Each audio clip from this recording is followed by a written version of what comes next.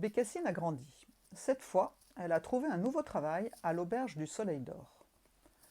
Madame de Grantaire et l'oncle Corentin l'accompagnent chez Beaugosier, l'aubergiste. « Tu es encore bien jeune pour travailler, dit-il à Bécassine.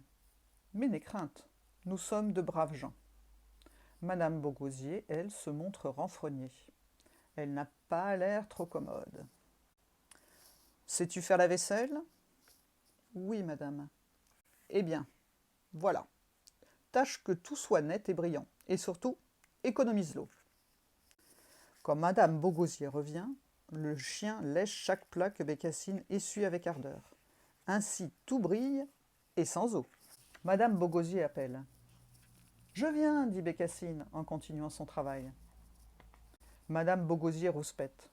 « Quand je t'appelle, tu dois tout lâcher et te précipiter. » Un peu plus tard, Bécassine entend de nouveau. « Bécassine, tu viens ?» Cette fois, Bécassine obéit, elle lâche tout sans hésiter. Cela fait un grand fracas et madame Beaugosier est bien attrapée. Ce soir, les Beaugosier se sont fait beaux car ils sont de sortie. Ils vont au théâtre. Madame Beaugosier fait ses dernières recommandations à Bécassine. Surtout, avant de te coucher, ferme bien la maison. On ne sait jamais s'il y avait des voleurs. Des voleurs, dit Bécassine épouvantée. Et elle promet de bien fermer la porte à double tour. En rangeant les vêtements de son patron, Bécassine découvre qu'il a oublié sa clé. Que faire? Il ne pourra pas rentrer.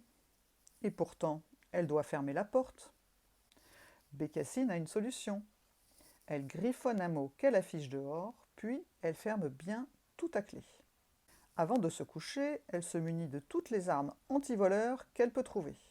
En sortant du spectacle, les Beaugosier affrontent une pluie torrentielle. Arrivé chez lui, Beaugosier fouille fébrilement dans sa poche. Pas de clé. Madame Beaugosier a bien la sienne, mais on ne parvient pas à l'enfoncer. Ah, j'ai compris. Bécassine a coincé la serrure en laissant la clé à l'intérieur. Il ne reste qu'à la réveiller. Beaugosier lance du sable à la fenêtre. Rien n'y fait. Les Beaugosier crient à tue-tête. « Ouvre, mais ouvre donc, nous sommes trempés !» Ils se font doucher sous la pluie 1 heure durant. Enfin, la porte s'ouvre tout doucement. Bécassine apparaît dans un curieux accoutrement, en menaçant de sa broche et de son balai. « Oh, c'est vous donc, dit-elle. J'ai cru que c'étaient les voleurs. Je venais leur ouvrir pour leur dire que jamais je ne leur ouvrirai. » L'oncle Corentin vient voir l'aubergiste. « Eh ma Bécassine, en es-tu content ?»« Pas du tout, dit Beaugosier. À cause d'elle, on a attrapé le rube. » L'oncle Corentin est furieux qu'on ose critiquer sa nièce. Il se rend chez madame de Grantaire qui s'écrie. « Chez Beaugosier sont des ronchons !» La marquise propose à Bécassine de la garder auprès d'elle. Bécassine est ravie.